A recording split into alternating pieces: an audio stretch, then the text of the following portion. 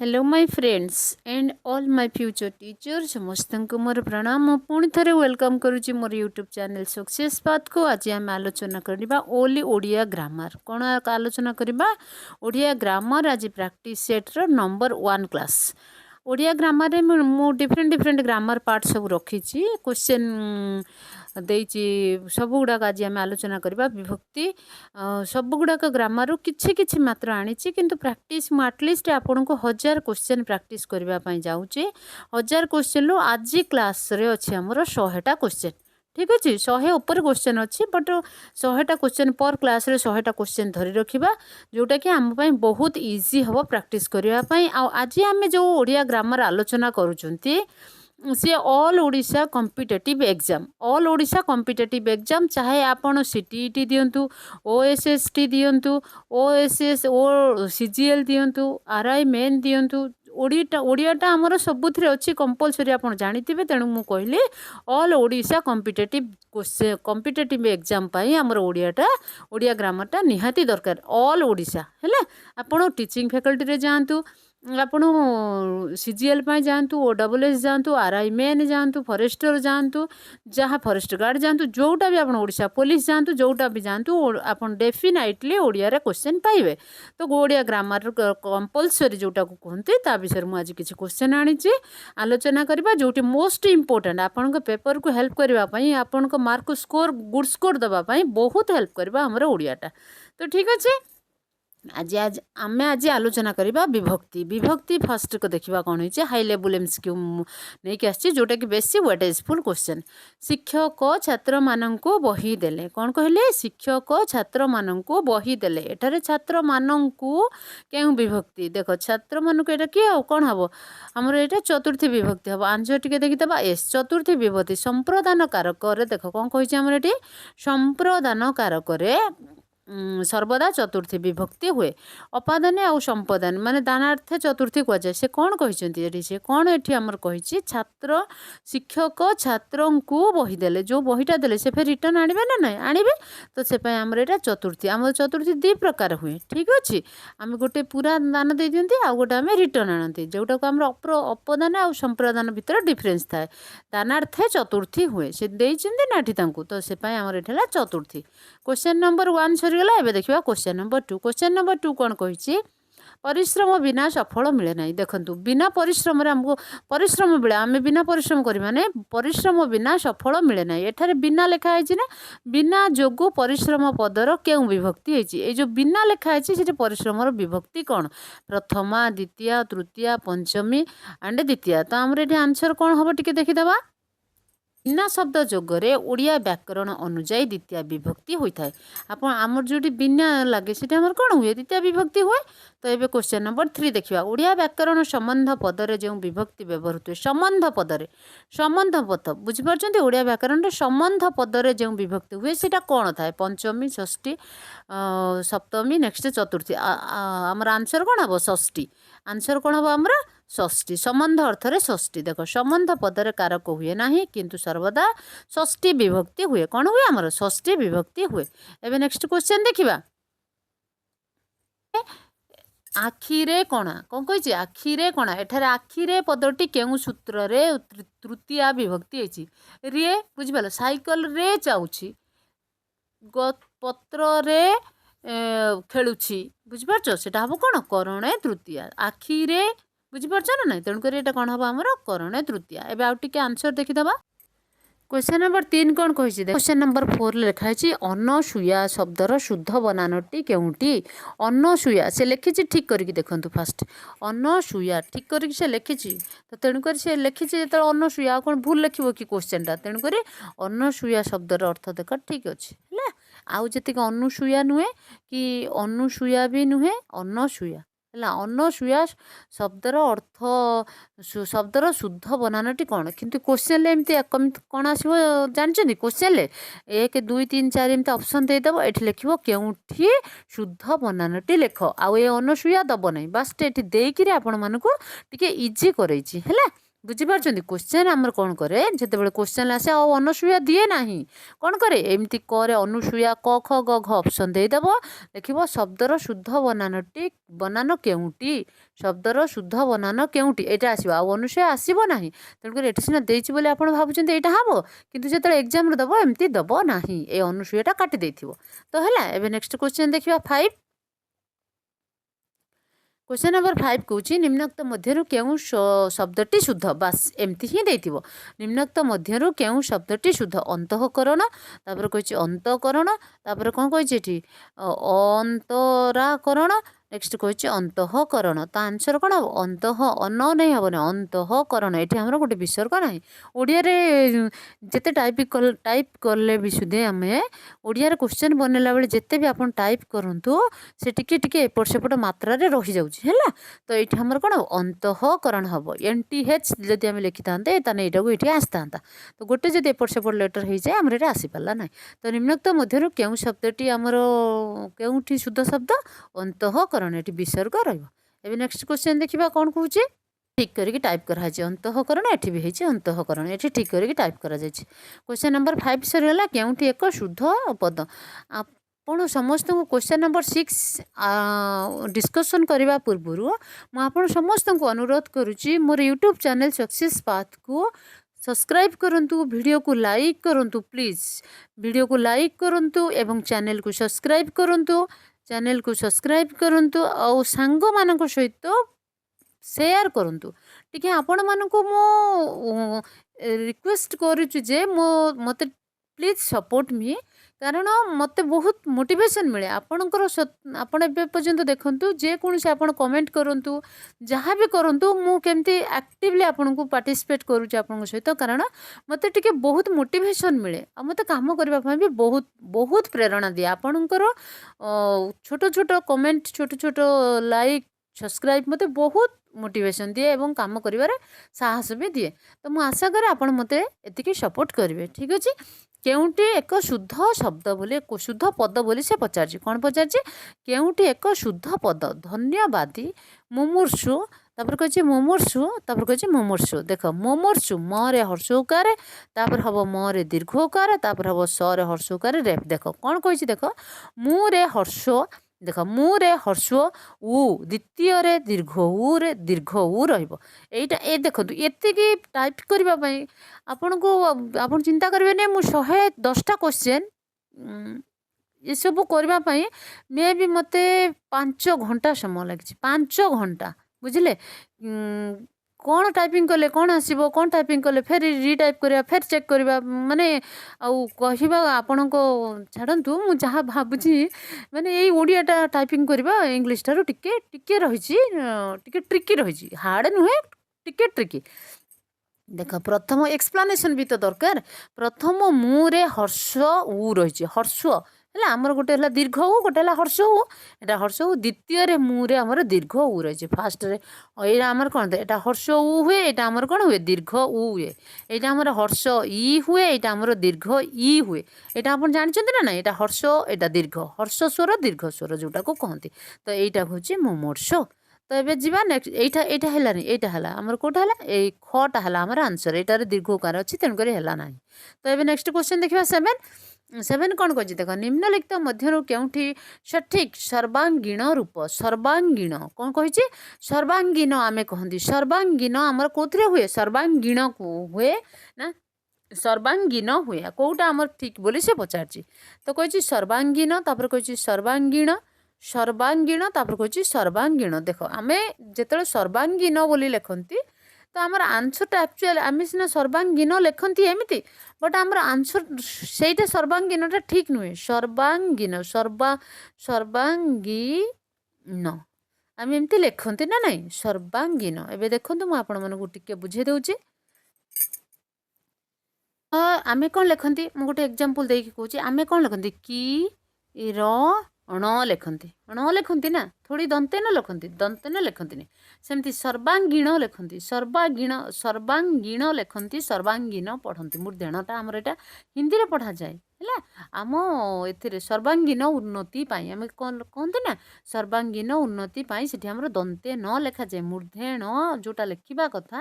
ଆମେ ନ ଲେଖିକି ଦନ୍ତେ ନ ହିଁ ଲେଖନ୍ତି କିନ୍ତୁ ଆକ୍ଚୁଆଲି ଯଦି ଗ୍ରାମାଟିକାଲ ହିସାବରେ ଦେଖାଯିବ ସେଠି ମୂର୍ଦ୍ଧେଣ ରହିବ ଯେମିତି କିରଣ ରହିଲା। ଦେଖନ୍ତୁ ଏବେ ଆମେ ଲେଖିବା ଦାନ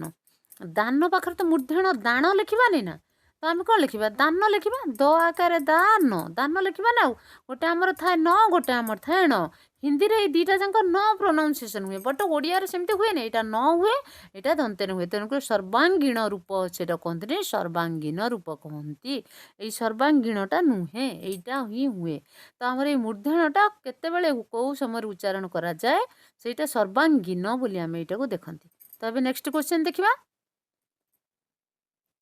ଦେଖନ୍ତୁ କ୍ୱେଶ୍ଚନ୍ ନମ୍ବର 7 କ'ଣ କହିଛି ଦେଖ ଉଜ୍ଜ୍ୱଳ ଉ ବର୍ଗେ ଜ ତଳେ ଜ ଫଳା ତା ତଳେ ଓ ଫଳା ତାପରେ ଳ ଉଜ୍ଜ୍ୱଳ ଏଠି ଲେଖିଛି ବୋଲି ସିନା ଆମେ ଏଟାକୁ ଦେଖି ଦେଖି ଜାଣିପାରିଲେ ବଟ୍ କ୍ୱେଶ୍ଚନ୍ ଏଇଟା ଦେଇନଥିବ ଶୁଦ୍ଧ ରୂପ ଶବ୍ଦର ଶୁଦ୍ଧ ରୂପଟି କେଉଁଠି ଏତିକି ଦିଆହେଇଥିବ ହେଲା ଏତିକି ଦିଆହେଇଥିବ ତା ଦେହରୁ ଆମକୁ ଏଇଟାକୁ ବାଛିବାକୁ ପଡ଼ିବ ହେଲା। କ୍ୱେଶ୍ଚନ୍ ନମ୍ବର 7 ସରିଲା ଏବେ ଦେଖିବା କ୍ୱେଶ୍ଚନ୍ ନମ୍ବର 8 କ'ଣ କଲା କେଉଁଠି ଶୁଦ୍ଧ ରୂପ ବୋଲି କହିଛି ସୌଜନ୍ୟ ସୌଜନ୍ୟ ଦେଖ ସ ଉକାରେ ସୌ ଏ ଦେଖନ୍ତୁ ଏଠି କ'ଣ ସୌଜନ୍ୟ ଦେଇଛି କ୍ୱେଶ୍ଚନ୍ରେ ଦେଇନି ନା ଏମିତି ହିଁ କ୍ୱେଶ୍ଚନ୍ ଦିଆଯାଏ ସୌଜନ୍ୟ ଏଇଟା ସରେ ଉକାରେ ହେବ ଫାଷ୍ଟ ସୌଜ ବର୍ଗେ ଜ ନରେ ସୌଜନ୍ୟ। କ୍ୱେଶ୍ଚନ୍ ନମ୍ବର 8 ସରିଗଲା 9 ପୂଜାସ୍ପଦ ଦେଖନ୍ତୁ ଏଠି କ'ଣ କହିଛି ପୁ ଜ ଆକାରେ ଯା ସ୍ପଦ ପୂଜାସ୍ପଦ ଏଠି ଲେଖିଛି କିମ୍ବା ପୂଜ୍ୟ ପୂଜାସ୍ପଦ ହୁଏ ନା ତ ପୂଜସ୍ପଦ ହୁଏ ହେଲା ତ ଏଠି ଆଉ ଏଇ ଯେଉଁ ସ ସବୁ ଦେଇଛି ଏଗୁଡ଼ା ସବୁ ନୁହେଁ ଆମର କେଉଁଟା ଆମର ଖ ହବ ଆମର ପୂଜାସ୍ପଦ। ଏବେ ନେକ୍ସଟ କ୍ୱେଶ୍ଚନ୍ ଯିବା 9 କମ୍ପ୍ଲିଟ୍ ହେଇଗଲା 10 ମନ କଷ୍ଟ ହୁଏ ମନ କଷ୍ଟ ମନ ଦୁଃଖ ଅଶୁଦ୍ଧ ଦେଖନ୍ତୁ ମନ ଦୁଃଖ ହବାଟା ଆମର ଅଶୁଦ୍ଧ ମନସ୍ତାପ ଲେଖାଯାଏ ନା ମନ କଷ୍ଟ ଲେଖାଯାଏ ମନୋହର ଠିକ୍ ଅଛି ମନୋଭାବ ଠିକ୍ ଅଛି ମନ ପ୍ରାଣ ଠିକ୍ ଅଛି ଏଇ ମନ ଦୁଃଖଟା ଲେଖାଯାଏ ନାହିଁ ମନ ଦୁଃଖ ଜାଗାରେ ଲେଖାଯାଏ ମନସ୍ତାପ ନାହିଁ ତ ମନ କଷ୍ଟ। ଏବେ ନେକ୍ସଟ କ୍ୱେଶ୍ଚନ୍ ଯିବା 11 ଡେଫିନେଟଲି ମୋଷ୍ଟ ଇମ୍ପୋର୍ଟାଣ୍ଟ କ୍ୱେଶ୍ଚନ୍ ଶୁଶ୍ରୂଷା ଶୁଶ୍ରୂଷା ସରେ ର ଫଳା ଦେଖ ଦୁଇଟା ଯାକ ମାନେ ଦେଖ ତାଲବେଶ ଆଉ ମୁଦିନେଶ ଦନ୍ତେଶ ବିଲକୁଲ ନାହିଁ ଶୁଶ୍ରୂଷାରେ ଦନ୍ତେଶ ବିଲକୁଲ ନାହିଁ ତ ଏବେ ଟିକେ ତାର ଭଲ ଭାବରେ ଦେଖନ୍ତୁ କେଉଁଟା ଆମର ସ୍ପେଲିଂଟା। କ୍ୱେଶ୍ଚନ୍ ନମ୍ବର 11 ସରିଗଲା ତାପରେ ଦେଖିବା 12 ଶୁଦ୍ଧ କେଉଁଟା ବଇକାରେ ବଇ ତାପରେ ଲେଖା ହେଇଛି ଶିଷ୍ଟ୍ୟ ବୈଶିଷ୍ଟ୍ୟ ହେଲା ଆମର ୟା ଭିତରେ କେଉଁଟା ଠିକ୍ ଦେଖ ବୈଶିଷ୍ଟ୍ୟ କେଉଁଠି ଲେଖା ହେଇଛି ଆମର ଏଇଟା ଲେଖା ହେଇଛି ଗଟା ଆମର ଠିକ୍ ଅଛି। କ୍ୱେଶ୍ଚନ୍ ନମ୍ବର 12 ସରିଗଲା ଏବେ ଦେଖିବା 13 ଅହୋରାତ୍ର କ'ଣ କହିଛି ଅହୋରାତ୍ର ଶବ୍ଦର ସଠିକ୍ ରୂପଟି କେଉଁଠି ସେ ଅହୋରାତ୍ର ଦେଇଛି ଦେଖ ଯେଉଁଟା ଦେଇଛି ସେଇଟା ହିଁ ଠିକ୍ ତ ଏଇଠି ହେଲା ଅହୋରାତ୍ର ତ ମୁଁ ଆପଣଙ୍କ ପାଇଁ ଦେଖନ୍ତୁ ଏଇଟା ଆମର କେଉଁଟା ଆନ୍ସର୍ ହେବ ଏଇଟା ହେବ ଏ ରାତ୍ରି ହେଇଛି ବୋଲି ଏଠି ଭୁଲ ହେଲା ଏଠି ଦୀର୍ଘଇକାର ଭୁଲ ହେଇଛି ଏଠି ଅହରାତ୍ର ହେଇଛି ବୋଲି ଏଇଟା ଅହ ହବନି ହରେ ଓକାର ଦିଆଯିବ ଅହୋରାତ୍ର ରା ତରେ ର ଫଳା ଦିଆଯିବ ରାତ୍ର। क्वेश्चन नंबर 13 सरीगला मे भी शुद्ध अशुद्ध आपको कहीं दूसरी डेफिनेटली आप गोटे मार्क पाइबे बोली। क्वेश्चन नंबर 13 सरीगला एवं देख कार्पण्य कार्पण्य शब्द पाई केउठी सठिक अच्छी देख कार्पण्यटा कौन कही देख कार्पण्यता तापर कही कौन कृपणता तापर कही कार्पण्य तेणुक ख एवं ग उभय ठीक आम कौन ख आउ ग ये दुईटा जाक आम ठीक कार्पण्य हम कृपणता कृपणता तापर हम कार्पण्य तेणुक आम आंसर हम कौटा आमर घ हम आंसर बोथ ख आउ ग दुईटा जाके आमर कार्पण्यर शब्द ये सब दुईटा जाक सठिक शब्द। तो ये क्वेश्चन नंबर 15 देखा वाक्यटी को बाछ या भर कौटा ठीक माने माने सेंटेंस आमर सी गला वार्ड आमर केते गुड़ाए देखिले तो स्पेलिंग केते गुड़ाए देखिले सरे भी केते गुड़ाए देखिले शुद्ध अशुद्धरे केतेटा आमे देखिले शुद्धरे आगे स्पेलिंग देखिले बनान देखिले तापर आमे स देखिले तापर आमे कोन देखिले मात्रा देखिले कोठी आमर ओ की मात्रा हबो कोठी ए की आर हबो हैला कोठी सब ये मात्रार शुद्ध सब देखिले एबे देखिबे आमर शुद्ध रूप वाक्य वाक्य कोन कहिछि देख सबु छात्र माने आसी अरे छात्र माने अच्छे आउ सेठी सबु रहिबो कि रही सबू छात्र आसीचंती यस एटा ही ठीक हम आमर तापर कही प्रत्येक छात्र मैंने ये प्रत्येक अच्छे ये मान अच्छी ये तो हम ना तापर समस्त लोक मैंने समस्ते अच्छा ये मान अच्छे तेणुक ये भी भूल है ये भी भूल है ये भी भूल है आंसर भूल है आमर खाली ख सबू छात्र आसीचंती कारण सबू सह आ मान व्यवहार हुए ना कारण ये सबू अच्छे ये फिर मान कहीं आउ हम क्वेश्चन नंबर 15 सरीगला एबे देखिबा ଦେଇନଥିବ ଏଟା ବିଲକୁଲ ଦେଇନଥିବ ଶବ୍ଦର ଶୁଦ୍ଧ ରୂପଟି ଚିହ୍ନଟ କର ଏତେ ଆ ଭିତରେ ଦେଇଥିବ ସ୍ୱାଭାବିକ ଦେଖ ସରେ ସ୍ୱ ଓକାର ସରେ ହ ଫଳା ଓକାର ସ୍ୱ ଏଟା କି ସ ଦନ୍ତେଶ ଭ ଆକାରେ ଭା ବରେ ହର୍ଷଇକାରେ ବିକ ସ୍ୱାଭାବିକ ଦେଖନ୍ତୁ ଏଇଟା ଯୋଉଠି ରହିଛି ସେଇଟା ସ୍ୱାଭାବିକ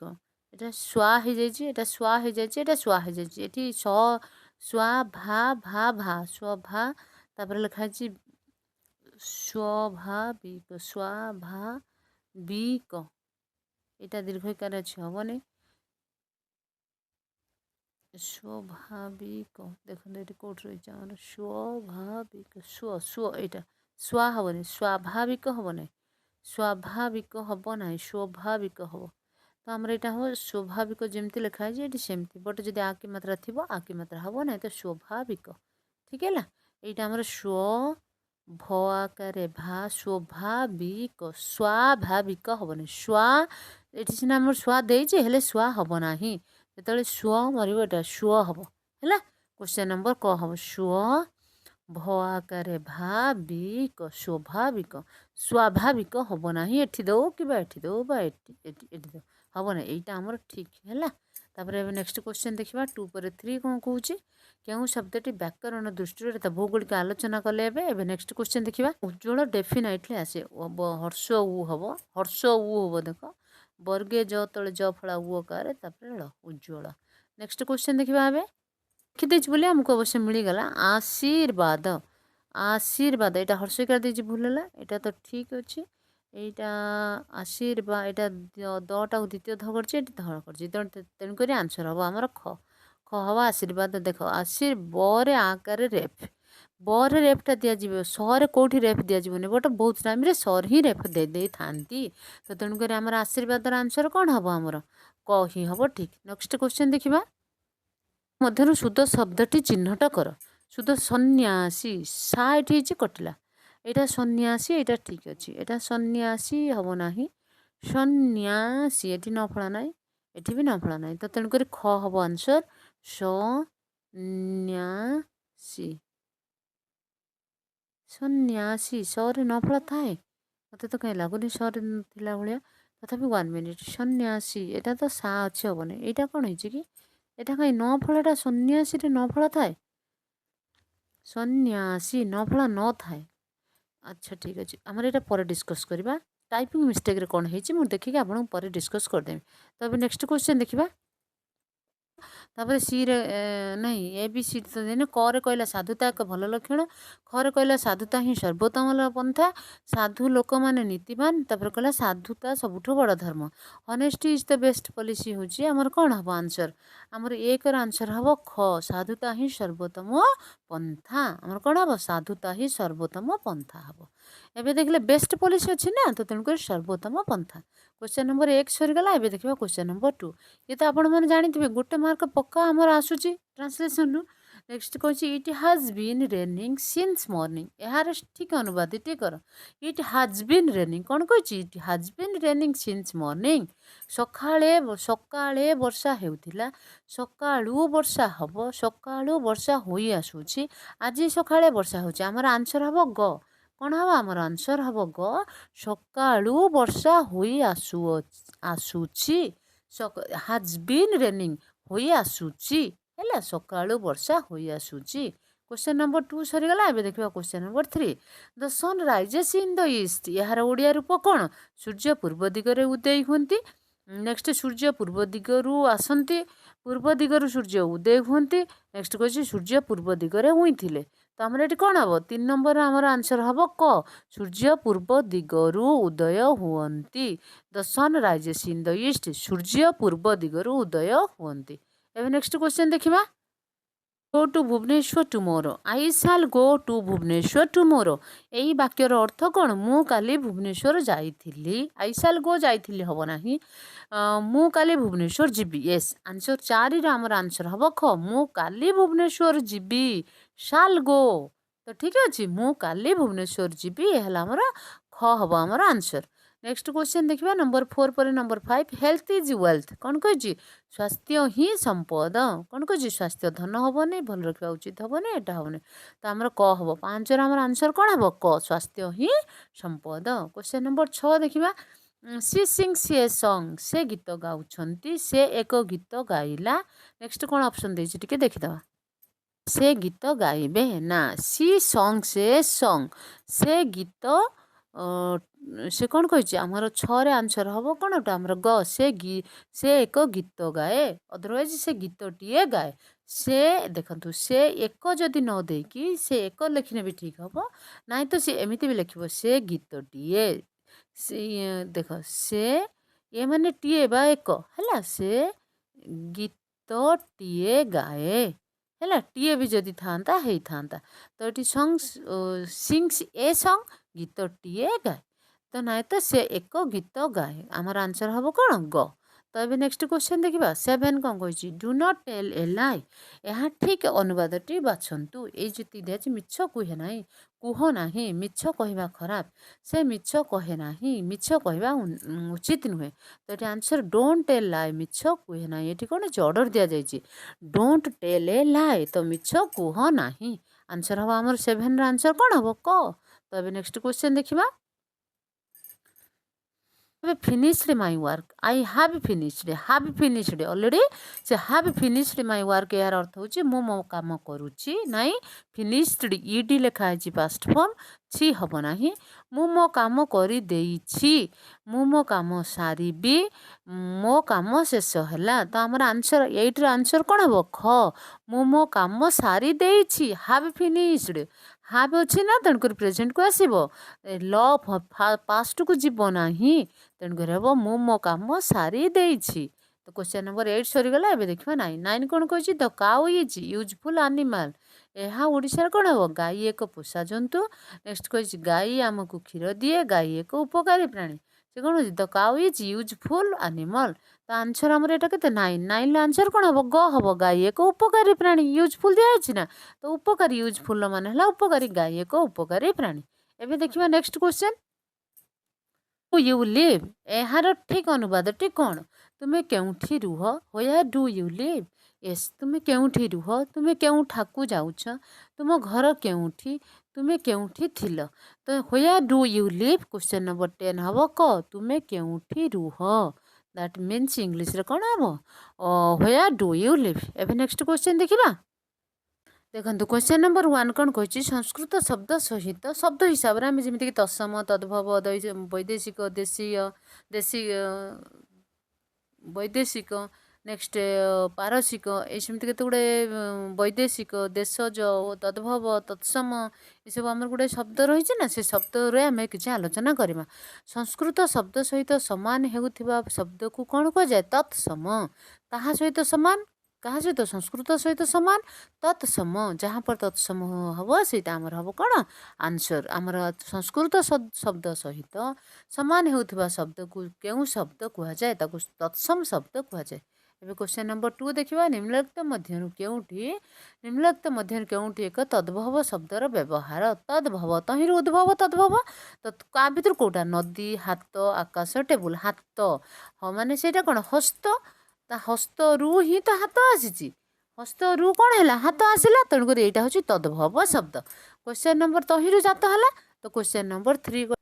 वेट कौन कहला से क्वेश्चन मुझे भरी पढ़ी नी कौन प्लीज टे देखिए जो शब्दर प्रकृति और प्रत्यय निर्णय करा जाय पारे नहीं ताहाकू कि प्रकार शब्द कहुए व्युत्पन्न शब्द से कौन व्युत्पन्न थिला कि व्युत्पन्न मौलिक यौगिक एंड जोगारण मौलिक कहते ना मौलिक कहते जोटा कौन सी गोटे वर्ण भी कटा जाई पारे प्रत्यय निर्णय करा जाय पारे नाही ମାନେ କୌଣସି ଗୋଟେ ତ ଆମେ ଦେଖିବା क्वेश्चन नंबर 7 क्वेश्चन नंबर 7 ର आंसर कौन हम हमर ख हम आंसर मौलिक शब्द जे कौनसी गोटे शब्दर निर्णय कर प्रत्यय निर्णय करा जाय पारे नाही ताहाकू की शब्द कह जाय जाहाको प्रत्यय निर्णय करा जाय न पारे ताकू मौलिक शब्द कह जाय क्वेश्चन नंबर 7 सरी गला एबे देखबा 8 कोटा पंकज क्वेश्चन नंबर 8 8 रो आंसर कौन हम ग जोगारूढ़ कौन हम जोगारूढ़ हम जो कि हम ने आमर 8 क्वेश्चन 8 रो हमर कौन हम ग हम जो जार अर्थ प्रकृति प्रत्यय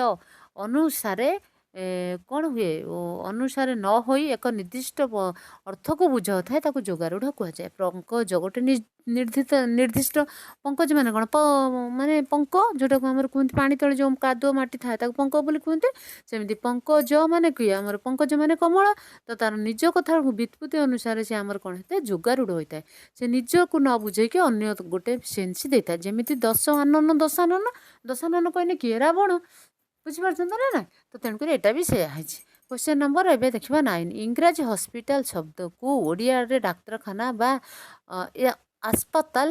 केउ श्रेणी देख आम कौन कहते हॉस्पिटल को आम कौन कहते अस्पताल कहती बा हॉस्पिटल कहती कौन कहते आमर हॉस्पिटल कहती जदि भी अस्पताल कह जाए फिर भी जदि न हुए हॉस्पिटल बोली कहती कहते ना ना यहाँ आम इंग्लीश रहा तो तत्सम से कि प्रकार शब्द बोली से पचार जो हॉस्पिटलटा हॉस्पिटलटा आमर कि प्रकार तत्सम देशज तद्भव एंड वैदेशिक से हॉस्पिटल उद्भव होती ना हॉस्पिटल ठू जब उद्भव है तो सी कौन है वैदेशिक हॉस्पिटलटा आमर कौन आमर गोटे वैदेशिक इंग्लीश आमर गोटे वैदेशिक तो तेणुक आमर से कौन होठू उत्पन्न हेले से वैदेशिक हम कारण यहाँ गोटे वैदेशिक शब्द जदि पारसिक जदि हिंदी उद्भव होता तो तद्भव होता सॉरी हिंदी ना संस्कृत जदि उद्भव होता तद्भव बोली कहुई क्वेश्चन नंबर 9 सरीगला एवं देखा 10 शब्दर तत्सम शब्द संस्कृत रूपटी कौन आखि आखि जो आम जो आखि बोली कहते से कौट कौ शब्द रू आसी गोटे संस्कृत शब्द अक्षि कौन कहे क्षर दीर्घ इकार अक्षि तत्सम गोटे समान अच्छी तत्सम गोटे शब्द अच्छी से हूँ रूप कौन कहे संस्कृत रूपटी कौन बोली से पचार एवं देखिए आउ दुईटा ऑप्शन अच्छी टी देखीदे कौन कही देख चक्षु नयन अक्षि नेक्स्ट आलोचन ये जो आखिटा आमर अक्षि आसी आमर 10 रे किए हम ग हम आंसर एवं होगला आमर क्वेश्चन नंबर के आमर सरीगला आमर केते आमर शब्द विभाग सरीगला ट्रांसलेशन भी सरीगला कारक विभक्ति सरीगला ता सहित आमर आउ कौन सरला आमर आमर शुद्ध अशुद्ध भी सरीगला मे भी सब क्वेश्चन सरीगला तथापि मुझे चेकिंग करके आपको कहूँ और कौन आनी अव्यय पद आनी कौन आनी अव्यय पद सब ग्रामर को सबुदिन टच रखि टिके टच कले आम आ भूलवा ना तो ये मुझे पार्ट्स ऑफ स्पीच भी आनी नहीं यहाँ भी नहीं आसबि देख लिंग वचन काल और विभक्ति भेदरे जो पद रूप में कौन परिवर्तन न थाए अव्ययता को कौन कहुए अव्यय कहुए आंसर हम कौटा आमर ग अव्यय क्या कहुए देख लिंग वचन एमती क्वेश्चन सीधा एमती आसे एमती सीधा क्वेश्चन आसे आईटा भी रिपीटेड क्वेश्चन लिंग वचन काल और विभिन्न और विभक्ति भेदरे जो पद रूप में कौन जहाँ भी हो जाऊ जार परिवर्तन न थाए से हूँ अव्यय क्वेश्चन नंबर 1 सरीगला एवं देखा क्वेश्चन नंबर 2 क्वेश्चन नंबर 2 कौन कहूँ राम एवं श्याम बण को गले राम एवं श्याम एठार एवं कौन हो संयोजक हो कौन कला राम आउ श्याम को संयोग कला तो यार आंसर कौन हम संयोजक हम क्वेश्चन नंबर 2 रे कौन हम आमर संयोजक है क्वेश्चन नंबर 2 सरीगला एवं देखा क्वेश्चन नंबर 3 क्वेश्चन नंबर तुम्हें आसब कि ए वाक्य कि क्यों अव्यय अच्छी कि बोली पचार ना क्वेश्चन तो ये कौन हम प्रश्न सूचक हम देख तुम्हें आसब कि क्यों प्रकार अव्यय बोली पचार से हूँ प्रश्न सूचक क्वेश्चन नंबर 3 सरीगला एवं देखा क्वेश्चन नंबर 4 कौन कहूँ भाव को प्रकाश कर क्यों भाव को घृणा और तिरस्कार धिक से ही पापिक जो धिक वार्डटा क्या रेक्टिफाए करुच्ची घृणा और तिरस्कार को रेक्टिफाए करुच्ची क्वेश्चन नंबर 4 सरीगला एवं देखा 5 मेघस्केप है पछके वर्षा है ना कौन कह मेघ 1 मिनिट प्लीज ବର୍ଷା ହେଲାନି ଦେଖ ମେଘ ବର୍ଷା ଉଠେଇବା ପୂର୍ବରୁ ଆମର ପୁରା ମେଘ ପୁରା ବର୍ଷ ମାନେ କ'ଣ ଆକାଶଟା ପୁରା ବାଦଲରେ ଛାଇ ହେଇଥାଏ ନା ସିଏ ବରଂ ସ୍କିପ୍ ପଳେଇଲା ବଟ୍ ବର୍ଷା ହେଲା ନାହିଁ ବୋଲି କହିଛି। ଏ ଯେଉଁ ପଛକେ ବୋଲି ଦେଲା ମେଘ ସ୍କିପ୍ ହେଲା ପଛକେ ବର୍ଷା ହେଲାନି ଯେଉଁ ପଛକେ ୱାର୍ଡ ଏଠାରେ ଯେଉଁ ପଛକେ କି ପ୍ରକାର ଅବ୍ୟୟ ବୋଲି ପଚାରିଛି ଦୁଇଟା ଯାକ ସେ ଯୋଗ କରୁଛି ନା ନାଇଁ କ'ଣ କହିଛି ବିଯୋଜକ ସଂଯୋଜକ ପରିବା ପରି କ ଖ ଗ ଆଉ ଗୋଟେ ଘଟା କାହିଁକି ସେପଟେ ରହିଲା କ'ଣ ବିଯୋଜକ ଆମର ଦେଖ ଏଠି ପଛକେ ଲାଗିଛି ନା ବିଯୋଜକ ସଂଯୋଜକ ଆଣ୍ଡ ପଦ ବିକାର ତ ଆମର କ୍ୱେଶ୍ଚନ ନମ୍ବର 5ର ଆନ୍ସର କ'ଣ ହବା ଟିକେ 1 ମିନିଟ୍ ଦେଖନ୍ତୁ କ୍ୱେଶ୍ଚନ ନମ୍ବର 6 କହିଲା ବର୍ଷା ଶୀଘ୍ର ହେବ ଏଥିରେ ଶୀଘ୍ର କେଉଁ ଶ୍ରେଣୀର ଅବ୍ୟୟ ବୋଲି କୁହାଯାଇଛି। ବର୍ଷା ଶୀଘ୍ର ହେବ କ'ଣ କହିଛି ଏଠି ବର୍ଷା ଶୀଘ୍ର ହେବ ଶୀଘ୍ର ଯେଉଁ ୱାର୍ଡଟା ଆମର ଦିଆଯାଇଛି ସେଟା କରେ କହିଲା ସମୟ ସୂଚକ ବା କାଳବୋଧକ ଖରେ କହିଲା ପରିମାଣ ସୂଚକ ଗରେ କହିଲା ସମ୍ବୋଧନ ସୂଚକ ନିଷେଧାର୍ଥକ ସୂଚକ ଶୀଘ୍ର ହେବ ଏଠି ତ ନିଷେଧାର୍ଥକ ନାହିଁ ସମ୍ବୋଧନ ତ କାହାକୁ କରାଯାଏନି ତାହେଲେ ଆମର ଛଅରେ କ'ଣ ହବ ସମୟ ସୂଚକ ଶୀଘ୍ର ଗୋଟେ ଟାଇମ୍ କହିଛି କାଳବୋଧକ ବା ସମୟ ସୂଚକ କ'ଣ କୁହାଯାଏ ଅବୟ ଆମର 6 ଯେଉଁ 6ଟା କ୍ୱେଶ୍ଚନ ନମ୍ବର 6ଟା କ୍ୱେଶ୍ଚନ ନମ୍ବର 6ରେ ଯେଉଁ ଗୋଟେ ସେଣ୍ଟେନ୍ସ ଦିଆହେଇଛି ବର୍ଷା ଶୀଘ୍ର ହେବ ସେଥିରେ ଯେଉଁ ଶୀଘ୍ର ବୋଲିକି ଯେଉଁ ପଦଟା ସେଟା କ'ଣ କୁହନ୍ତି ସମୟ ସୂଚକ ବା କାଳବୋଧକ ଅବୟ। ଏବେ ଦେଖିବା ଆମେ କୋଉଟା କ୍ୱେଶ୍ଚନ ନମ୍ବର 6 ସରିଗଲା 7 ଦେଖିବା ଏବେ କ'ଣ କହୁଛି ନଦୀକୁ ବନ୍ଧ ପକାଅ ନଦୀକୁ ବନ୍ଧ ପକାଅ ନଚେତ୍ ବନ୍ୟା ଆସିବ ଏହି ବାକ୍ୟରେ ନଚେତ୍ କି ପ୍ରକାର ଅବ୍ୟୟ ନଚେତ୍ କହିଛି ସେଟା ଆମର ସଂଯୋଜକ ତାପରେ କହିଛି ବିଯୋଜକ ତାପରେ କହିଛି ବୈକଳ୍ପିକ ତାପରେ କହିଛି ନିଶ୍ଚୟାର୍ଥକ ଦେଖ ନଚେତ୍ କହିଛି ନା ଏଇଟା କର ନଚେତ୍ ଏଇଟା ନ କଲେ ସେଇଟା ହବ ଯଦି ତମେ ବନ୍ଧ ନ ପକେଇବ ତାହେଲେ କ'ଣ ହବ କ'ଣ ହବ ତାହେଲେ ବନ୍ୟା ଆସିବ ତ ନଚେତ୍ରେ ଆସେ ଏଇଟା ଆମର ଏଇ ଯେଉଁ ମାନେ ଆମେ ଯେଉଁ ସେଣ୍ଟେନ୍ସଟାକୁ ପଢୁଛନ୍ତି ତାର ମାନେଟା ଆମେ କ'ଣ ବୁଝୁଛେ ଏଇଟା ନ କଲେ ସେ ପ୍ରକାର ଅସୁବିଧା ହବ ନହେଲେ ସୁବିଧା ହବ ଯୋଉଟା ବି ଆମର ସେ କହିଛି ଆମର 7ଟା କ'ଣ ହବ ଆମ 7ଟା ହବ ସେଟା କ'ଣ ବିକଳ୍ପ ନ କରିବ ଯଦି ଆଉ କ'ଣ ନଚେତ୍ କି ପ୍ରକାର ଅବ୍ୟୟ ବୋଲି ସେ କହିଛି ଏଟା ହଉଛି ବିକଳ୍ପ ବୈକଳ୍ପିକ ଅବ୍ୟୟ ଆମର କ୍ୱେଶ୍ଚନ ନମ୍ବର 7 କ୍ୱେଶ୍ଚନ ନମ୍ବର 7 ହେଲା ଆନ୍ସର କ'ଣ ହେଲା ଆମର ଗ ହେଲା ବୈକଳ୍ପିକ ବିଯୋଜକ ନୁହେଁ ଏଟା ତା ଦେହରୁ ନଚେତ୍ ବନ୍ୟା ନ ଆସିବ ଯଦି ଏଟା ବିଯୋଜକ ନୁହେଁ ଏଟା ତା ଦେହରୁ ମାନେ ବାହାରି ଆସିନି ବିଯୋଜକ ମାନେ ବୁଝିପାରୁଥିବେ ଯୋଉଟାକୁ ଆମେ ବିଚ୍ଛେଦ ହୋଇଯାଏ ଯେଉଁ ସପୋଜ ଏଇ ଶବ୍ଦଟାରୁ ବିଚ୍ଛେଦ କରିବା ପାଇଁ ଆମର ନଚେତ୍ ଥାଏ ତେଣୁକରି ସେଟା ଆମର ହୁଏ ନାହିଁ ତ ଏଇଟା ଆମର କ'ଣ ଯେଉଁ ସେଣ୍ଟେନ୍ସରେ ହୁଏ ନାହିଁ ସେଟା ହଉଛି ବିଯୋଜକ ହୁଏ ତ ଏଠି ଆମର ନଚେତ୍ ବନ୍ୟା ଆସିବ କହିଛି ତ ଗୋଟେ ବିକଳ୍ପ ତାପରେ ଏବେ କ୍ୱେଶ୍ଚନ ନମ୍ବର 7 ସରିଗଲା 8 ଦେଖିବା ଝମଝମ ବର୍ଷା ହେଉଛି ଝମଝମ କେଉଁ ପ୍ରକାରର ଅବ୍ୟୟ ଝମଝମ ଶବ୍ଦାନୁକାରୀ ଧନାତ୍ମକ ଝମଝମ ଗୋଟେ ଶବ୍ଦ ନା ଝମଝମ ଆମର କ'ଣ ହବ ଗୋଟେ ଶବ୍ଦ ତେଣୁକରି ଶବ୍ଦାନୁକାରିକ ଅବ୍ୟୟ ବା ଧନାତ୍ମକ ଅବ୍ୟୟ ବୋଲି କୁହାଯାଏ କାରଣ ଝମଝମ ହେଉଛି ଗୋଟେ ପ୍ରକାର ଶବ୍ଦ ମାନେ ଏହା ହେଉଛି ଗୋଟେ ଶବ୍ଦାନୁକାରିକ ବା ଧନାତ୍ମକ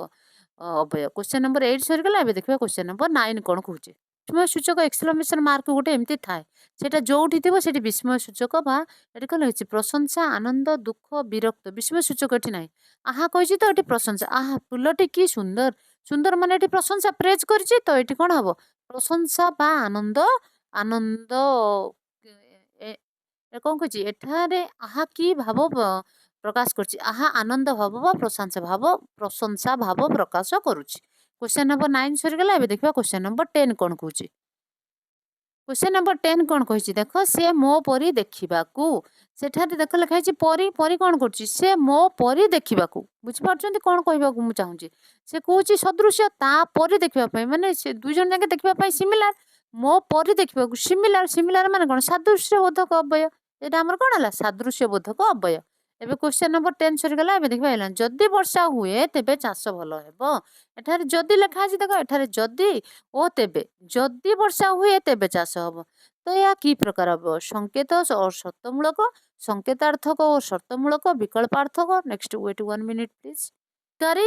ଘ କହିଲା ନିଷେଧାର୍ଥକ ତ ଦେଖନ୍ତୁ ଯଦି ବର୍ଷା ହୁଏ ତେବେ ହବ ତାହେଲେ ଏଇଟା କ'ଣ କଣ୍ଡିସନ ଲାଗିଛି ସର୍ତ୍ତମୂଳକ କଣ୍ଡିସନ ମାନେ କ'ଣ ସର୍ତ୍ତମୂଳକ ବା ସଂକେତାର୍ଥକ କ୍ୱେଶ୍ଚନ ନମ୍ବର 11 ସରିଗଲା ଏବେ ଦେଖିବା 12 କ'ଣ କହୁଛି ନା କାଶୁଛି ବୁଝିପାରୁଛ ନା ନାଇଁ ତ କାଶିବାଟା ଗୋଟେ କ'ଣ କ୍ରିୟା ତ ଖୁସ୍ କେମିତି କାଶୁଛି ଖୁସ୍ କାଶୁଛି ତ ଆମର ଖୁସ୍ଟା କ'ଣ ହବ କ୍ରିୟା ବିଶେଷଣ ଅବ୍ୟୟ କ'ଣ ହବ ଆମର ଖୁସ୍ଟା କ୍ରିୟା ବିଶେଷଣ ଅବ୍ୟୟ ହବ ଆନ୍ସର ହବ ଖ ହେଲା କ୍ୱେଶ୍ଚନ ନମ୍ବର 12 ସରିଗଲା ଏବେ ଦେଖିବା 13 ସୂଚକ ଆରେ ବୋଲିକି ସମ୍ବୋଧନ କରାଯାଇଛି ନା ତାଙ୍କୁ। ତ ତେଣୁକରି ଆରେ ଏଠି ଆମର କ'ଣ ହବ ସମ୍ବୋଧନ ସୂଚକ ହବ। କ୍ୱେଶ୍ଚନ ନମ୍ବର ଏବେ ଦେଖିବା 14 କ'ଣ କହିଛି ପାଠ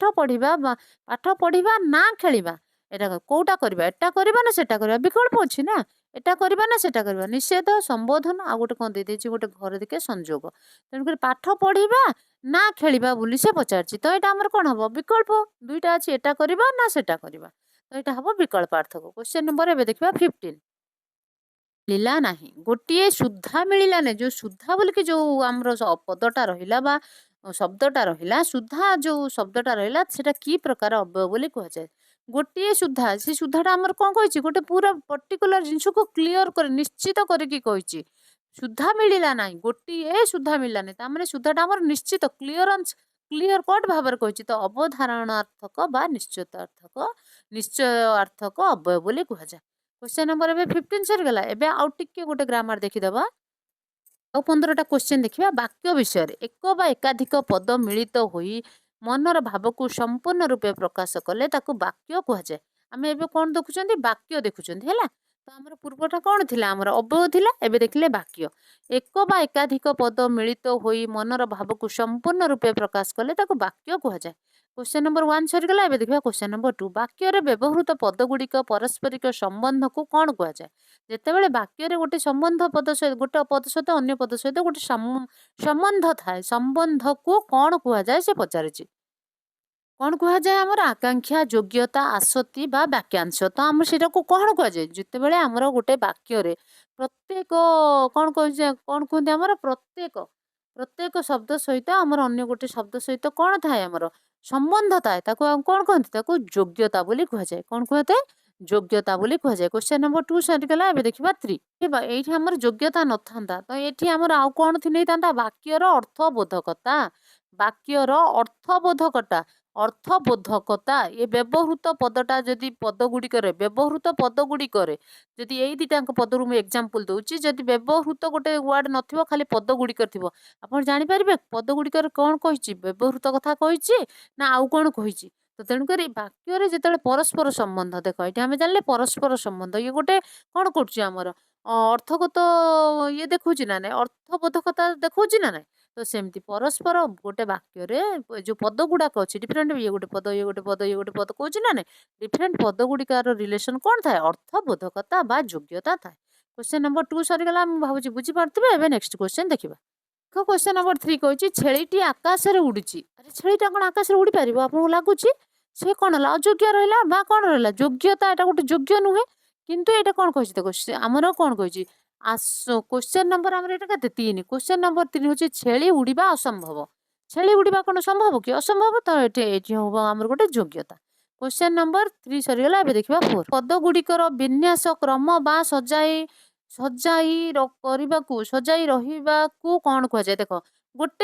ଗୋଟେ ଶବ୍ଦ ପରେ ଯଦି ଗୋଟେ ଦେଖ ବାକ୍ୟ ଏଠି ଲେଖା ହେଲା ବାକ୍ୟର ପଦ ଗୁଡ଼ିକରେ ଏଇଟା ହେଲା ଗୋଟେ ପୁରା ବାକ୍ୟ ବା ଏଇ ହେଲା ସବୁ ତାର ଗୋଟେ ପଦ ଗୁଡ଼ିକ ବିନ୍ୟାସ ସଜେଇକିରି ଲେଖିଛି ନା ନାଇଁ ଏଠି ସଜେଇକି ନ ଲେଖିନେ ମନର ଭାବଟା ପରିପ୍ରକାଶ କେମିତି ହବ ତେଣୁକରି ଏଠି ସେ କହିଛି ଯଦି ଗୋଟେ ବାକ୍ୟରେ ପଦ ଗୁଡ଼ିକ ସଜେଇକି ଲେଖାଯାଏ ତାକୁ କ'ଣ କୁହନ୍ତି ନିକଟତା ବା ଆସକ୍ତି ବୋଲି କୁହାଯାଏ। କ'ଣ କୁହାଯାଏ ଭେରି ଭେରି ଇମ୍ପୋର୍ଟାଣ୍ଟ କ୍वेଶ୍ଚନ ହଉଛି ଆସକ୍ତି କୁହାଯାଏ। ତ क्वेश्चन नंबर 4 ସରିଗଲା ଏବେ ଦେଖିବା 5 ଗୋଟିଏ ମାତ୍ର ସମାପିକା କ୍ରିୟା ଥିଲେ ବାକ୍ୟକୁ କେଉଁ ବାକ୍ୟ କୁହାଯାଏ ଗୋଟିଏ ମାତ୍ର ସମାପିକା କ୍ରିୟା ଥିଲେ ତାକୁ ସରଳ ବାକ୍ୟ କୁହାଯାଏ ଗୋଟିଏରୁ ଅଧିକ ଥିଲେ ତାକୁ କ'ଣ କୁହନ୍ତି ଜଟିଳ ବାକ୍ୟ କୁହାଯାଏ। ଯେତେବେଳେ ଜଟିଳ ଆଉ ସରଳ ଦୁଇଟା ଯାକେ ମିଶିଯାଏ ତ ସେଠି ଯୌକିକ ମିଶିଯାଏ ତ ସେଠି କ'ଣ କୁହାଯାଏ ଆମର ମିଶ୍ର ବାକ୍ୟ କୁହାଯାଏ ବା ଠିକ ଅଛି। ତ ଆଗକୁ ଦେଖିବା क्वेश्चन ରଖିଛି ମୁଁ ଆପଣଙ୍କ ପାଇଁ ସମାପିକା କ୍ରିୟା କେତେଟା ହେଲା ଦିଟା ହେଲା ନା ତ ଆମର क्वेश्चन नंबर 6 କ'ଣ କହୁଛି ରାମ ଭଲ ପାଠ ପଢେ କିନ୍ତୁ ଖେଳରେ ମନେ ଦିଏ ନାହିଁ ଏହା କି ପ୍ରକାର ବାକ୍ୟ ସରଳ ବାକ୍ୟ ଯୌକିକ ବାକ୍ୟ ଜଟିଳ ବାକ୍ୟ ଆଉ ବିବୃତ୍ତି ସୂଚକ ବାକ୍ୟ ନାଇଁ ଆମର 6ଟା ଆମର क्वेश्चन नंबर 6 ର ଆନ୍ସର ହବ ଯୌକିକ ବାକ୍ୟ ଆମର କିଏ ହେଲା ख ହବ ଆନ୍ସର କ'ଣ ହେଲା ଏଟା ଆମର ଯୌକିକ ବାକ୍ୟ। ଏବେ ନେକ୍ସଟ क्वेश्चन ଦେଖିବା ଛାଡ଼ିଦେଲେ ଆଉ ଗୋଟେ କେବେ ପୂର୍ଣ୍ଣାଙ୍ଗ ହେଇପାରିବନି ଯେମିତିକି ଏକ୍ସାମ୍ପଲ ହେଲା ଗାଈ ଖାଏ ଆମର ଗୋଟେ ମୁଁ ଏକ୍ସାମ୍ପଲ ଦଉଛି ଗାଈ ଖାଏ ତ ଆପଣଙ୍କୁ ଏଥିରୁ କ'ଣ ଜାଣିଲା କ'ଣ ଆପଣଙ୍କୁ ଏଥିରେ ଜାଣିବ ଗାଈ କ'ଣ ଖାଏ କି ଗାଈ ଖାଇଲା କ'ଣ ଖାଇଲା ଗାଈ କ'ଣ ବୋଲି ଗୋଟେ ରହୁଛି ନା ୟାର ଗୋଟେ ଉଜ୍ଜ୍ୟ ରହୁଛି ନା ଅବଜେକ୍ଟଟା ତ ସେ କହିଛି ଦୁଇଟା ବାକ୍ୟ ଅଛି ଯୋଉଟା କି ତାର କୋଉଟା ଜଣେ ଜଣଙ୍କ ଉପରେ ନିର୍ଭର କରେ ଗାଈ ଘାସ ଖାଇଲା ନା ଗାଈ ଘାସ ଖାଇଲା ତ ଘାସ ଖାଇଲା ଉପରେ ଗାଈ ଖାଇବାଟା ନିର୍ଭର କଲା ନା ନାଇଁ। ତ ସେଇ କଥା ସେ କହୁଛି ପରସ୍ପର ଅପେକ୍ଷା କରୁଥିବା ଦୁଇଟି ବାକ୍ୟର ମିଶ୍ରଣରେ ତ ଆମର ସେଟା ହୁଏ ତାକୁ କଣ କହନ୍ତି ଜଟିଳ ବାକ୍ୟ କୁହାଯାଏ। ଏବେ ଆମେ ଜାଣିଲେ ଯୌଗିକ ବାକ୍ୟ, ଆମେ ଜାଣିଲେ ସରଳ ବାକ୍ୟ, ଯୌଗିକ ବାକ୍ୟ ଏବଂ ଜଟିଳ ବାକ୍ୟ। ତ ଏବେ ନେକ୍ସଟ କ୍ୱେଶ୍ଚନ ଦେଖିବା 8ରେ ଥିବ ମିଶ୍ର ବାକ୍ୟ। ମାନେ ସାଧୁ ସେମାନେ ସବୁଠାରେ ପୂଜା ପାଆନ୍ତି। ଦେଖ ଯେଉଁମାନେ ସାଧୁ ସେମାନେ। କ୍ୱେଶ୍ଚନ ନମ୍ବର 8 କଣ କହିଛି ଏଟା ହବ ଗୋଟେ ଜଟିଳ ବାକ୍ୟ କାହିଁକି ନା ଏଠି ଯେଉଁମାନେ ରହିଛି ଏଠି ସେମାନେ ରହିଛି। ତ ଏଇଗୁଡାକ ଯୋଉଠି ଆମର ଥାଏ ସେଠି ଆମର ଜଟିଳ ବାକ୍ୟ ହୁଏ। ଯେଉଁମାନେ ସାଧୁ ସେମାନେ ପୂଜା ପାଆନ୍ତି ତ ଯେଉଁମାନେ ଆଉ ସେମାନେ ଦୁଇଟା ଥିବାରୁ ଏଠି ଆମର କଣ ହେଲା ଜଟିଳ ବାକ୍ୟ ହେଲା। କ୍ୱେଶ୍ଚନ ନମ୍ବର 8 ସରିଗଲା। ଏବେ ଦେଖିବା 9 କଣ କହୁଛି। ଦେଖ ଯେକୌଣସି ପ୍ରକାର ବାକ୍ୟରେ ସମନ୍ୱିତ ରୂପକୁ କଣ କୁହାଯାଏ। ଦେଖ ବାକ୍ୟ ତ ଯେକୌଣସି ପ୍ରକାର ହଉ ସରଳ ହଉ ବା ଯୌଗିକ ହଉ ବା ଜଟିଳ ହଉ ଯେଉଁ ପ୍ରକାର ବାକ୍ୟର ସମନ୍ୱିତ ରୂପକୁ କଣ କୁହାଯାଏ ମିଶ୍ର ବାକ୍ୟ କୁହାଯାଏ। ଯେକୌଣସି ବାକ୍ୟର ସମନ୍ୱିତ ରୂପକୁ କଣ କୁହାଯାଏ ଆମର ମିଶ୍ର ବାକ୍ୟ କୁହାଯାଏ। ତ ଏବେ ନେକ୍ସଟ କ୍ୱେଶ୍ଚନ ଦେଖିବା 10 କଣ କହିଲା କହିଲା ଆଜି କି ଭୟଙ୍କର ଗରମ। ଦେଖ ଗରମ ଲେଖି ସାରିଲା ପରେ ଗୋଟେ ଆପୋଷ୍ଟ୍ରୋଫି ଆଉ ଏ ଦିଟା ଆମର କମାର ଭିତରେ ରହିଛି ଅଛି ନା ନାଇଁ। ତ ଉଦ୍ଧୃତ ଚିହ୍ନ ଭିତରେ ଅଛି ନା ନାଇଁ ଆଜି କି ଭୟଙ୍କର ଗରମ। ତ ଏଇଟା କଣ କହିଛି ଆମର ଗୋଟେ ଏଇଟାକୁ ଆମର କଣ କୁହନ୍ତି ବିସ୍ମୟ ସୂଚକ କୁହନ୍ତି। ଆନ୍ସର ହବ ଆମର କଣ 10ରେ ଆନ୍ସର ହବ ଗ ବିସ୍ମୟ ସୂଚକ ବାକ୍ୟ। ମନେ ରଖିଥିବେ ଏଇଟା ହଉଛି ବିସ୍ମୟ ସୂଚକ ବାକ୍ୟର କଣ ଆମର ଏଇଟା ସିମ୍ବଲ ଆଉ ସେଇଟା ଆମର ଉଦ୍ଧୃତ କମା ଭିତରେ ଥିବା ଦରକାର। କ୍ୱେଶ୍ଚନ ନମ୍ବର 10 ସରିଗଲା। ଏବେ ଦେଖିବା ଆମର 11 ପାଠ ପଢିବ ଯାଅ ତମେ କବାଟଟା ଦେଇ ଆସ ଏସବୁ କଣ ହେଲା ଆଦେଶ ଅନୁରୋଧ ତାକୁ କଣ କହନ୍ତି ଅନୁଜ୍ଞା ସୂଚକ। ଅନୁରୋଧ ନହେଲେ ବି ତୁମେ ଏବେ ହଁ ଟିକେ ବଡ ଲୋକ ଆମଠୁ ସପୋଜ ଟିକେ ବଡ ଲୋକ ହେଲେ ଆମେ କଣ କହିବା ବାପା ଏବେ ଆପଣ ଘରକୁ ଯାଆନ୍ତୁ କହନ୍ତି ନା ନାଇଁ। ତ ସେମିତି କହନ୍ତି ତ ତୁମେ ଏବେ ଘରକୁ ଯାଅ ସେଠି ଆଦେଶ ମୂଳକ ହେଇପାରେ ନହେଲେ ଅନୁରୋଧ ମୂଳକ ହେଇ ବି ପାରେ। ତ ଏଠି କଣ ହେଇଛି ଅନୁଜ୍ଞା ସୂଚକ ହବ କାରଣ ଏଠି କଣ ଆମର କମାଣ୍ଡ କରୁଛି ନା ତ ରିକ୍ୱେଷ୍ଟ କରୁଛି ତାକୁ ଅନୁଜ୍ଞା ସୂଚକ ବାକ୍ୟ କୁହାଯାଏ। କ୍ୱେଶ୍ଚନ ନମ୍ବର 11 ସରିଗଲା। ତବେ ଦେଖିବା 12 କର୍ତ୍ତାକୁ କଣ କୁହାଯାଏ ବିଧେୟ ଉଦ୍ଦେଶ୍ୟ ସଂଯୋଜକ ପରିବର୍ତ୍ତନ। ବାକ୍ୟର ପ୍ରଥମ ଅଂଶ କର୍ତ୍ତାକୁ କଣ କୁହାଯାଏ ଉଦ୍ଦେଶ୍ୟ ତ କୁହାଯାଏ। ପ୍ରଥମ ଅଂଶ ବାକ୍ୟର ପ୍ରଥମ ଅଂଶ କର୍ତ୍ତାକୁ କଣ କୁହାଯାଏ ଉଦ୍ଦେଶ୍ୟ କୁହାଯାଏ। କ୍ୱେଶ୍ଚନ ନମ୍ବର 12 ସରିଗଲା। ଏବେ ଦେଖିବା 13 ବାକ୍ୟରେ ଉଦ୍ଦେଶ୍ୟ ବିଷୟରେ ଯାହା କୁହାଯାଏ କର୍ତ୍ତା ବିଷୟରେ ଯାହା କୁହାଯାଏ ସେ କଣ କର୍ତ୍ତା ବିଷୟରେ ଯାହା କୁହାଯାଏ ତାହାକୁ କଣ କୁହାଯାଏ କର୍ତ୍ତା ବିଷୟରେ ଯାହାକୁ କୁହାଯାଏ ତାକୁ ବିଧେୟ କୁହାଯାଏ। କଣ କୁହାଯାଏ ଆମର ବିଧେୟ କୁହାଯାଏ। ବିଧେୟ ବିଶେଷଣ ଆସେ ବହୁତ ଇମ୍ପୋର୍ଟାଣ୍ଟ। ବିଧେୟଟା ଆମର ବହୁତ ଇମ୍ପୋର୍ଟାଣ୍ଟ ମନେ ରଖିଥିବେ। ବାକ୍ୟରେ ଉଦ୍ଦେଶ୍ୟ ବିଷୟରେ ଯାହା କୁହାଯାଏ ତାକୁ ବିଧେୟ ବୋଲି କୁହାଯାଏ। କ୍ୱେଶ୍ଚନ ନମ୍ବର ଏବେ 13 ସରିଗଲା। 14 ଦେଖିବା। କ୍ୱେଶ୍ଚନ କଣ ହେଇଛି ସୂର୍ଯ୍ୟ ଉଦୟ ହୁଅନ୍ତି ପଦ୍ମ ଫୁଟେ। ତ ଆପଣ ଏଇ ଦିଟାକୁ ଆଉ ଥରେ ନିଜେ ପଢନ୍ତୁ କୋଉ ବାକ୍ୟର ପ୍ରଧାନ ଅଛି କୋଉ ବାକ୍ୟର ପ୍ରାଧାନ୍ୟ ଅଛି ମତେ କୁହନ୍ତୁ। ସୂର୍ଯ୍ୟ ଉଦୟ ହବାଟା ପ୍ରାଧାନ୍ୟ ଅଛି ନା ପଦ୍ମ ଫୁଲଟା ଫୁଟେ ପ୍ରାଧାନ୍ୟ ଅଛି। ପ୍ରାଧାନ୍ୟ ବାକ୍ୟଟା ହେଲା ପଦ୍ମ ଫୁଲ ଫୁଟେ। ତ ତାର ଏଇଟା ଅପ୍ରଧାନ ବାକ୍ୟ ଆମର ସୂର୍ଯ୍ୟ ଉଦୟ ହୁଅନ୍ତି ହଉଛି ଅପ୍ରଧାନ ବାକ୍ୟ ନିର୍ଭରଶୀଳ ବାକ୍ୟ ଯୋଉଟାକୁ କହନ୍ତି ଆମର। ଏଇଟା ଜଣେ ଜଣଙ୍କ ଉପରେ ଯଦି ଆମର ଏ ବାକ୍ୟଟା ନଥିବ ତେବେ ଆମେ କହିବା ତେବେ ପଦ୍ମ ଫୁଟେ। ତେବେ ପଦ୍ମ ଫୁଟେ କହିଲେ ଆପଣ କିଛି ବୁଝିପାରୁଛନ୍ତି। ଯଦି ସୂର୍ଯ୍ୟ ଉଦୟ ହୁଅନ୍ତି ଆପଣ କମ୍ପ୍ଲିଟ ସେନ୍ସ ପାଇଲେନି। ତେଣୁକରି ଏଇ ଦୁଇଟା ଯାକ ବାକ୍ୟ କଣ କରୁଛନ୍ତି ଜଣେ ଜଣଙ୍କ ଉପରକୁ ନିର୍ଭର କରିକି ରହୁଛନ୍ତି ଅପ୍ରଧାନ ବାକ୍ୟ ବା ନିର୍ଭରଶୀଳ ବାକ୍ୟ ବୋଲି କୁହାଯାଏ। ଯଦି ସୂର୍ଯ୍ୟ ଉଦୟ ହୁଅନ୍ତି ତେବେ ପଦ୍ମ ଫୁଟେ। ଯଦି ତୁମେ ହାର୍ଡୱାର୍କ କରିବ ନିଶ୍ଚିତ ପେପର କ୍ଲିୟର ହବ। Sure you can clear your paper. ତ ଏଇଟା କଣ ହେଇଛି ଡିପେଣ୍ଡେନ୍ସ ବୋଲିକି ରହିଛି ହେଲା। ଯଦି ଇଫ୍ ୟୁ ହାଭ ଟୁ ଯଦି ତମେ ହାର୍ଡୱାର୍କ କରିବ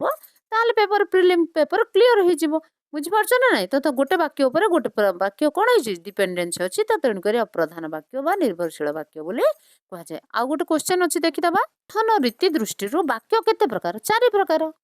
ଗଠନ ଦୃଷ୍ଟିକୋଣରୁ ବାକ୍ୟ ଆମର କେତେ ପ୍ରକାର ହେଲା 4 ପ୍ରକାର। ସେ 4 ପ୍ରକାର ବାକ୍ୟର ନାଁ କଣ ସରଳ ଯୌଗିକ ଜଟିଳ ଓ ମିଶ୍ର। ବାସ୍ ଆଜି ଆମର ଏତିକି କ୍ୱେଶ୍ଚନ ଥିଲା। ଆମର ଦେଖନ୍ତୁ ମୁଁ କୋଉ କୋଉ ବିଷୟରୁ କ୍ୱେଶ୍ଚନ ଆଣିଛି ଦେଖ ଅବୟରୁ ଆଣିଛି ଶବ୍ଦରୁ ଆଣିଛି ତାପରେ କଣ କରିଛି ପଦରୁ ଆଣିଛି ତାପରେ ରୁଢି ଆଉ ଟିକେ ରହିଗଲା ରୁଢି ଆଲୋଚନା କରିନାହାନ୍ତି ଟିକେ ଏଇ ସାଙ୍ଗେ ସାଙ୍ଗେ ରୁଢିଟା ଆଲୋଚନା କରିଦେବା ତାପରେ ଦେଖିବା।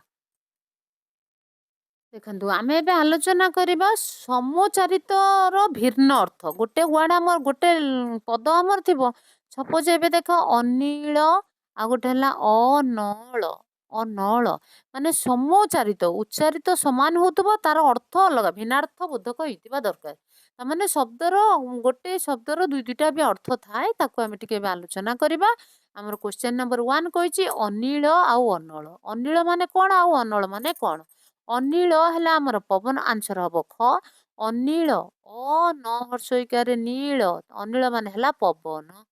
तापर आउ गोटे कौन रहा ए अनिल सरला आउ रहा गोटे अनल अनल मान कौन है निआ है तो आमर आंसर कौटा हम आमर ख हम आंसर। क्वेश्चन नंबर 1 सरीगला ए देखा क्वेश्चन नंबर 2 क्वेश्चन नंबर 2 कौन कही देख कूल एवं कूल यही क दीर्घकार कूल मान है वंश देख कूल मान वंश कौटी अच्छी ये अच्छी कूल मान वंश तापर कौन कही आउ गोटे कूल क हर्षकार कूल मान हूँ नदी तट तो आमर 2 आंसर कौन हम कूल मान है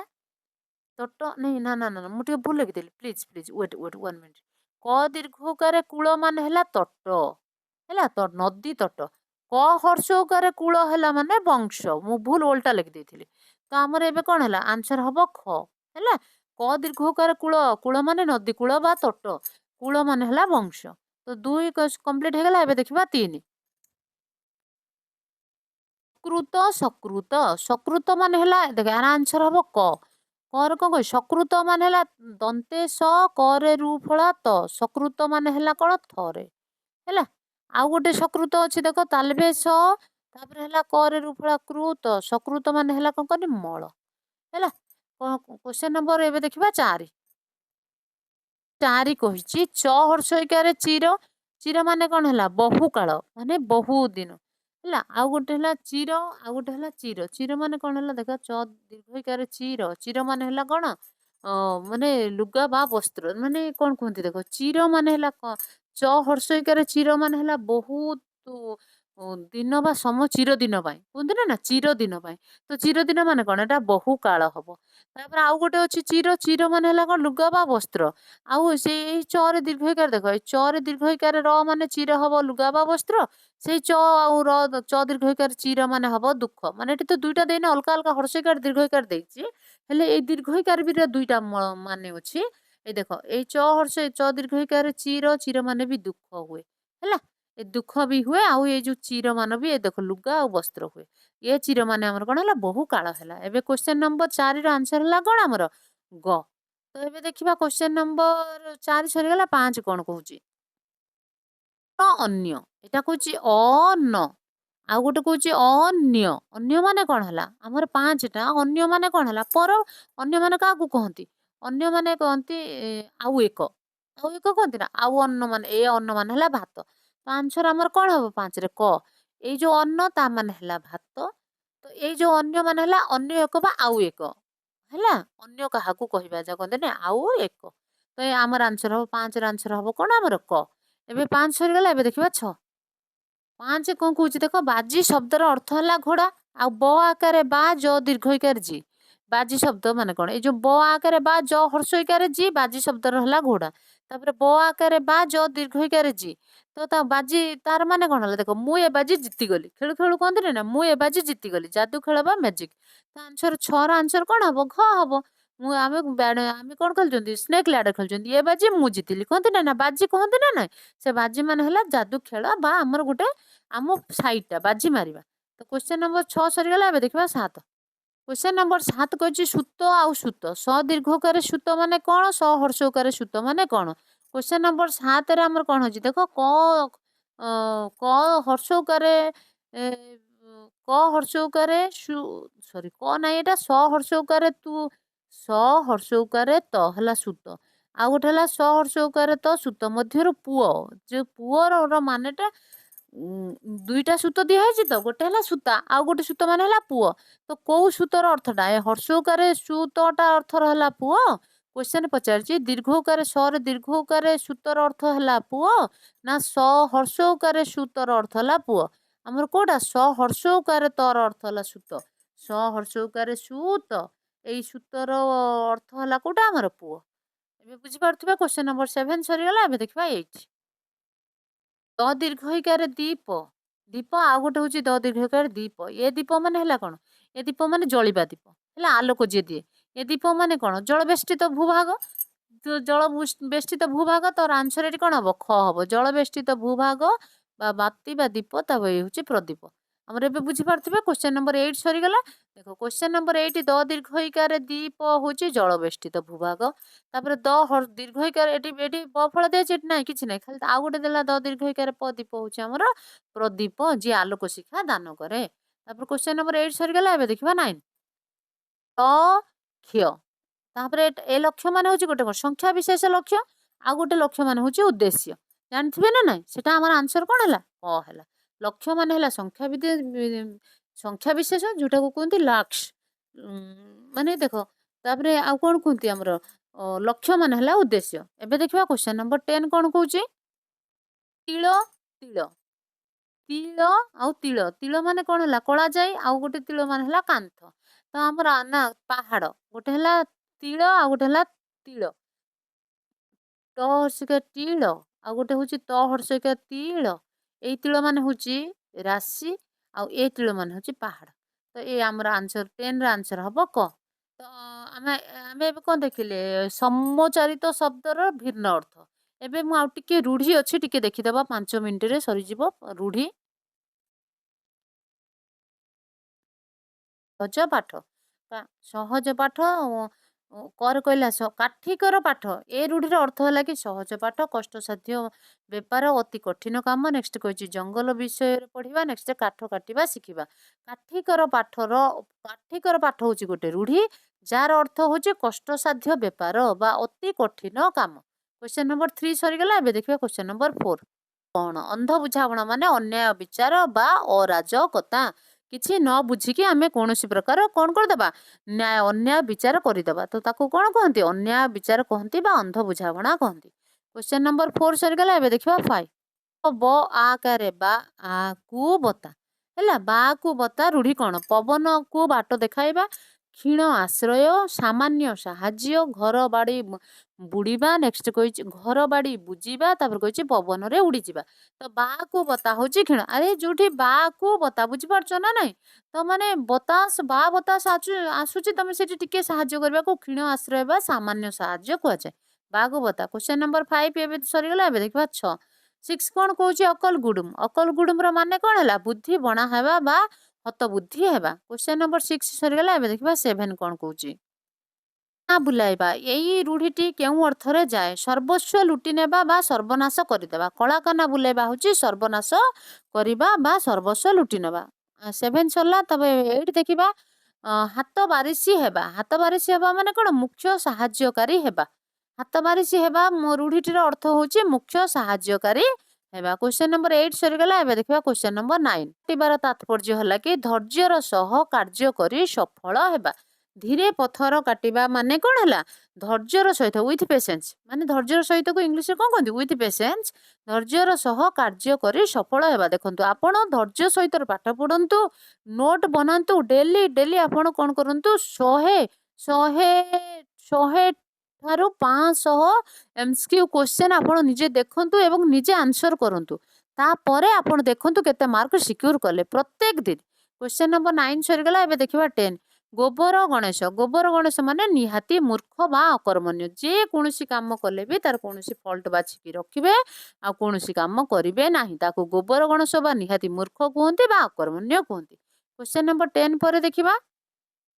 आमे क्वेश्चन नंबर 3 रु देखिथिले प्रथम हम क्वेश्चन नंबर 3 रु देखिले एबे क्वेश्चन नंबर 1 अछि जय करियो एक पदरे प्रकाश करो जय करिवार इच्छा कोन हबो जिज्ञासा एक पदरे प्रकाश करो कोन कहिछि एक पदरे प्रकाश करो जय करिवार इच्छा जिज्ञासा। नेक्स्ट क्वेश्चन नंबर 2 कोन कहिछि जहार शत्रु जन्मी नाहांती अजात शत्रु केते थरो भेरी भेरी इंपोर्टेंट केते थरो आपनकर ए क्वेश्चन आसी जे आपण इमेजिन करि परिबेने सबु एग्जाम पाई मु आपनको ग्यारंटी देकिरी कहूची 100% ग्यारंटी देकिरी कहूची आपण डेफिनेटली ए वीडियो को देखंतु आरंभ रु शेष जाए देखंतु मझिरे स्किप करंतु नाही प्लीज आपनको डेफिनेटली ए क्वेश्चन आपनको निज परीक्षा हॉल रे देखिबा को पाइबे मु एते की ग्यारंटी सहित कहूची हैला क्वेश्चन जहार शत्रु जन्मी नाहंती से होचंती कोन हमर अजात शत्रु। एबे नेक्स्ट क्वेश्चन देखिबा टिके कूल को अतिक्रम न करी जथा कूल ପ୍ରତିକୂଳଟା ବି ଆସେ, ପ୍ରତିକୂଳର ସମୀପ, ପ୍ରତିକୂଳ, କୂଳର ସମୀପ, ପ୍ରତିକୂଳ,